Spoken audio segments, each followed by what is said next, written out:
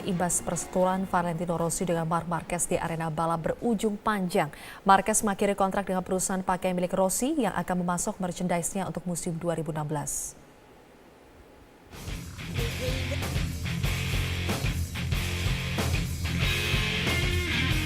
Ketegangan antara Marc Marquez kontra Valentino Rossi terus berlanjut, bahkan kini berdampak hingga ke bidang bisnis. Pasalnya, baru-baru ini Marquez mengakhiri kontrak dengan VR46 Racing, perusahaan pakaian milik Rossi untuk menyuplai merchandise-nya di tahun 2016. Sebagai gantinya, pebalap Honda Repsol itu telah menandatangani kontrak berdurasi beberapa tahun ke depan dengan Gruppo Pritelli untuk menyuplai merchandise-nya. Seperti dilaporkan Motorsport, pengumuman kerjasama Marquez dan Pritelli akan dilakukan dalam waktu dekat. Yang menarik, VR46 Racing ternyata juga penyuplai merchandise untuk pebalap Moto2 Alex Marquez. Namun, sampai kini belum diketahui apakah adik kandung Marc Marquez itu akan tetap melanjutkan kerjasamanya atau tidak. Keputusan Marquez memutus kontrak dengan VR46 Racing merupakan buntut dari perselisihannya dengan The Doctor. Rossi menuduh Marquez memang sengaja membantu Jorge Lorenzo meraih podium dalam beberapa seri balap tahun lalu. Klimaksnya terjadi di sirkuit Sepang. Kedua pebalap terlibat senggolan yang menyebabkan Marquez terjatuh dan Rossi dikenai hukuman start paling belakang di balapan pamungkas musim 2015.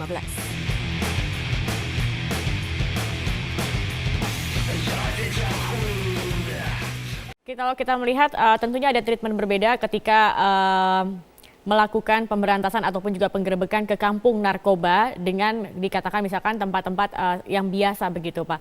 Dengan adanya kejadian ini apa strategi ke depannya yang akan dilakukan oleh polisi? Strategi kami tentu saja kami sudah beritakan kemarin pada saat kita ANEP ya, sebelum kita melakukan penangkapan tersangka Riko.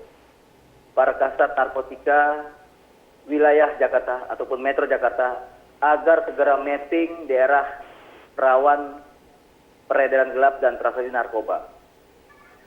Contoh, Jakarta Utara, di sana ada Pela-Pela, kemudian ada Kampung Bahari, kemudian ada Kampung Nelayan.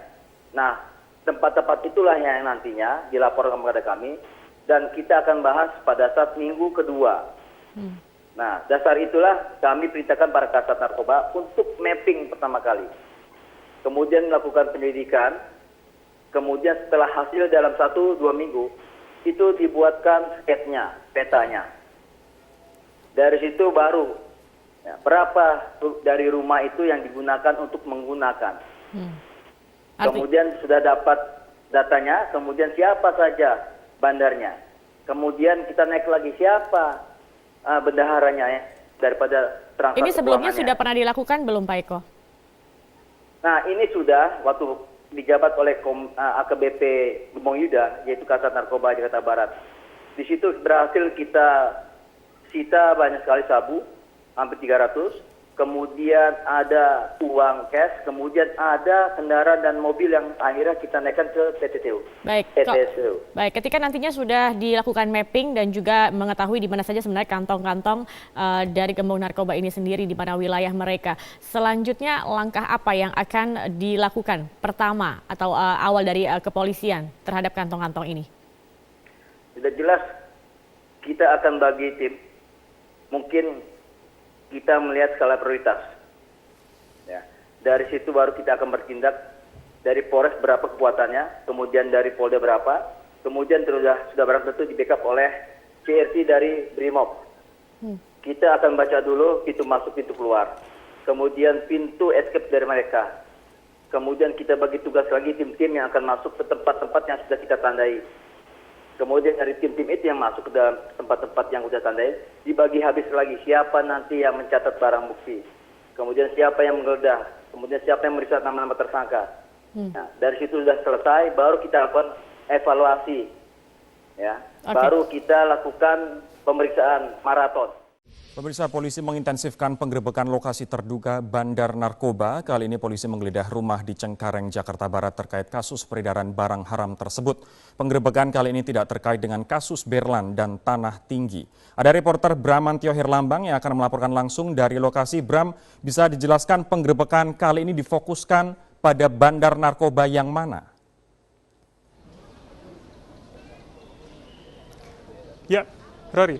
Menurut keterangan dari polisi memang ini berbeda bandar narkoba dengan yang terjadi di Berlan maupun di Tanah Tinggi beberapa saat yang lalu. Polisi telah melakukan penggeledahan rumah yang dilakukan pada pukul 3 tadi dan mengamankan ada 2 terduga pelaku dan sejumlah barang bukti. Untuk informasi lebih lanjut kami sudah bersama dengan Kasat Res Narkoba Polres Metro Jakarta Barat AKBP Afrizal untuk mengetahui lebih lanjut bagaimana proses dari penggeledahan tersebut. Selamat sore Bapak Afrizal. Bisa dijelaskan bagaimana kronologis dari penggeledahan ini tadi, Pak? Baik, jadi kami sampaikan kronologis penggeledahan narkoba di wilayah Jakarta Barat, khususnya di Cengkareng dan di wilayah Kampung Ambon ini. Ini adalah salah satu bentuk kami Kepolisian Negara Republik Indonesia, Polda Metro khususnya memerangi narkoba di wilayah Jakarta. Seperti itu.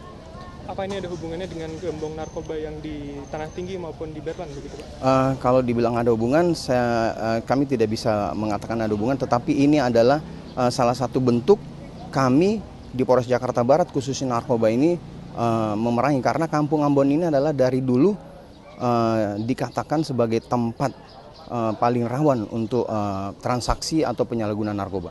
Pak, ada berapa pelaku terduga yang sudah diamankan?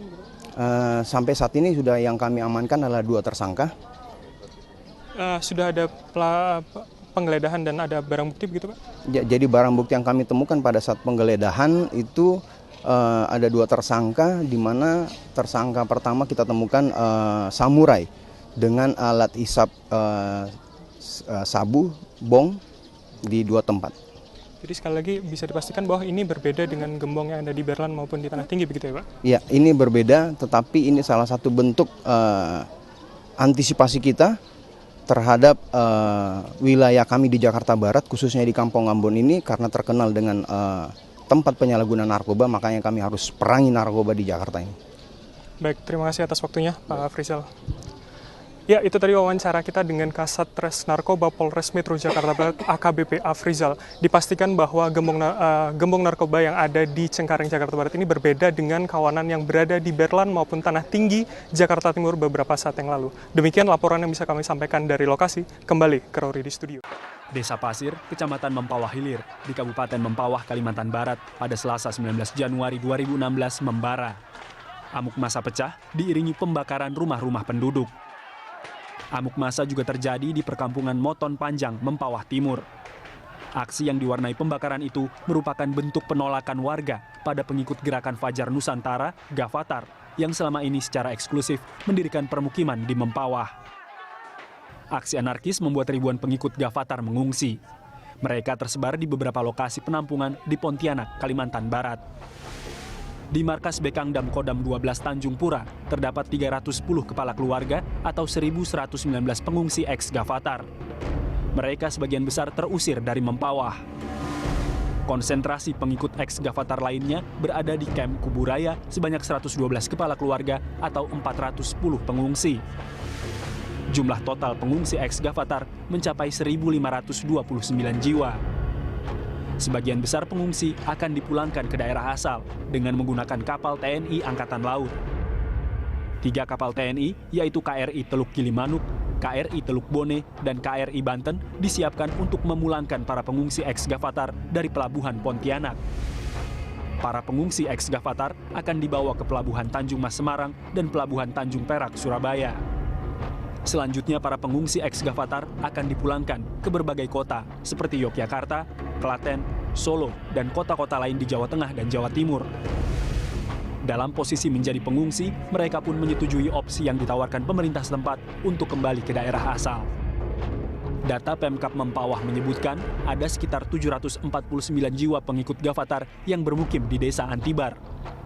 Sementara data Majelis Ulama Indonesia Mempawah menyebutkan saat ini ada 3 kelompok warga ex-Gavatar di wilayah mereka, yakni kelompok Yogyakarta, kelompok Jawa Tengah, dan kelompok Jawa Timur. Berdasarkan data harian Pontianak Pos, ribuan warga ex-Gavatar selama ini berdiam di lahan-lahan gambut. Di Kecamatan Mempawah Timur misalnya, mereka mendirikan permukiman berjarak tempuh 20 menit dari ibu kota kecamatan. Di tempat ini, mereka menggarap 43 hektar lahan gambut yang dikelola sebagai permukiman dan areal pertanian. Warga menegaskan mereka sebenarnya sudah tidak lagi bergabung dengan Gavatar. Mereka memilih tetap tinggal di Kalimantan daripada pulang ke Jawa karena menilai di Mempawah punya peluang memperoleh kehidupan yang lebih baik lewat pertanian. Seorang pengikut Gavatar, Tera, merasa tidak pernah melakukan pelanggaran hukum. Warga asal Cilacap itu ikut Gavatar karena tertarik dengan visi kedaulatan pangan lewat pembangunan pertanian yang ditawarkan. Wasito, pengikut Gavatar lain mengaku selama ini mereka bisa hidup berdampingan dengan masyarakat setempat. Lelaki asal Jawa Tengah ini mengatakan tidak tahu kenapa tiba-tiba ada larangan dan mereka diultimatum untuk meninggalkan Mempawah. Aksi anarkis dan pengusiran para pengikut Gavatar membuat banyak pihak prihatin. Sebab dari kondisi ini, banyak anak-anak dan kaum perempuan dalam posisi bahaya dan menderita. Karenanya, Wakil Presiden Yusuf Kala meminta semua pihak turun tangan. Tokoh agama diminta merangkul para pengikut Gavatar agar kembali ke ajaran yang benar. Menurut Kala, selama tidak berbuat kriminal, para pengikut Gavatar harus dilindungi dan diterima masyarakat. Apalagi setelah mereka mau kembali ke ajaran yang lurus. Tentu pertama ideologinya harus diluruskan. Jadi tentu tugas katakanlah majelis ulama, tugas para dai supaya itu. Kalau soal orangnya kan sejauh ini yang dihukum dia melanggar hukum. Selama dia tidak melanggar hukum, ya harus seperti biasa kembali ke. Jadi iya dia tentu tidak melanggar hukum kriminal tentunya, tapi dia ideologinya harus diluruskan. Ya, bagaimana kita kembalikan ke komunitas masyarakatnya kemana dengan baik, harus dilindungi juga. Pasca kerusuhan di Mempawah, Wakapolri Komjen Pol Budi Gunawan mengatakan pemerintah berhasil memulangkan 1.227 ex-anggota Gavatar. Mereka dibawa ke berbagai kota asal di Pulau Jawa. Sementara sisanya sekitar 1.100 masih ada di Kalimantan Barat. Budi Gunawan menegaskan Polri fokus kepada penyelamatan dan evakuasi untuk menghindari gesekan dengan warga yang menolak mantan anggota Gavatar. Ya semua sudah ditangani secara terpadu di sana di Kalimantan Barat, khususnya yang dari Mempawah itu. Jadi kita tunggu saja perkembangannya. Untuk sekarang kita fokus terhadap nomor satu adalah penyelamatan dulu warga yang terkait kegiatan Gavatar tersebut untuk evakuasinya. Kemudian langkah-langkah nanti rehabilitasi, pembinaan dan lain-lain itu sedang dilakukan di sana. Kasus penolakan ex-anggota Gavatar ini bermula dari hilangnya seorang dokter bernama Rika dan anaknya di Yogyakarta. Dokter Rika menghilang dan meninggalkan suaminya sejak akhir Desember 2015. Dari pelacakan selama 11 hari, Polda Yogyakarta akhirnya menemukan Rika di sebuah tempat di Kalimantan Tengah. Ormas Gavatar atau Gerakan Fajar Nusantara dideklarasikan pada 21 Januari 2012. Ormas berlambang matahari bersinar ini diketuai oleh Mahful T. Tumanurung dan bergerak di bidang sosial serta fokus terhadap isu ketahanan pangan. Organisasi Gavatar memiliki banyak metode untuk merekrut orang-orang yang disasar sebagai target operasi mereka. Pada umumnya, organisasi itu merekrut orang-orang awam dalam hal ilmu agama. Mereka yang bergabung Gavatar rela meninggalkan keluarga untuk menjalankan misi organisasi. Karena kontroversial, Gavatar di beberapa daerah dinyatakan terlarang. Majelis Permusyawaratan Ulama Aceh dan Majelis Ulama Indonesia Maluku Utara telah menyatakan Gavatar beraktivitas di wilayah mereka. Maraknya orang hilang yang bergabung dengan Gavatar juga mulai dikhawatirkan pemerintah Kabupaten Sorong, Papua Barat. Meski sudah melarang organisasi berlambang matahari terbit itu sejak 2 tahun lalu, namun Pemkab Sorong meyakini Gavatar masih beraktivitas secara laten. Majelis Ulama Indonesia setempat menyebutkan Gavatar menyebarkan aliran sesat dan menyesatkan. Pada saat dibubarkan, Gavatar Kabupaten Sorong telah memiliki sekitar 200 anggota. Pemerintah sebenarnya sudah melarang semua bentuk aktivitas Gavatar. Larangan itu tertuang dalam surat Ditjen Kesbangpol Kementerian Dalam Negeri RI nomor 220 tanggal 20 November 2012. Meski dilarang, belakangan diketahui organisasi ini sudah mengubah nama jadi Negara Karunia Tuhan Semesta Alam. Larangan harus diakui tidak membuat Gavatar hilang. Mereka lihai mengganti nama dan identitas. Karena itu, dalam rapat kerja dengan Komisi 3 DPR, Jaksa Agung HM Prasetyo mengungkapkan pihaknya akan mengidentifikasi gerakan Gavatar. Jaksa Agung mengungkapkan Gavatar selama ini mengemas kegiatannya dengan beragam kegiatan sosial. seperti perbaikan jalan dan pengobatan sehingga mampu menarik banyak pihak untuk bergabung. Covernya adalah melakukan kegiatan sosial, baik itu katakanlah kerja bakti, perbaikan jalan dan sebagainya, atau kegiatan usaha lain, pengobatan, tapi intinya adalah untuk menarik simpati dari banyak pihak untuk diajak masuk ke kelompok mereka. Identifikasi terhadap Gavatar sebenarnya sudah dilakukan tim pengawasan aliran kepercayaan masyarakat Pakem. Tim ini pernah melakukan investigasi terhadap Gavatar selama 4 bulan. Hasilnya, tim Pakem menyimpulkan Gavatar adalah sesat. Setidaknya ada 3 alasan kenapa ajaran dalam gerakan Fajar Nusantara dinyatakan menyimpang. Hasil investigasi ini akan diserahkan kepada Majelis Ulama Indonesia (MUI), sehingga MUI bisa segera menerbitkan fatwa terhadap organisasi ini.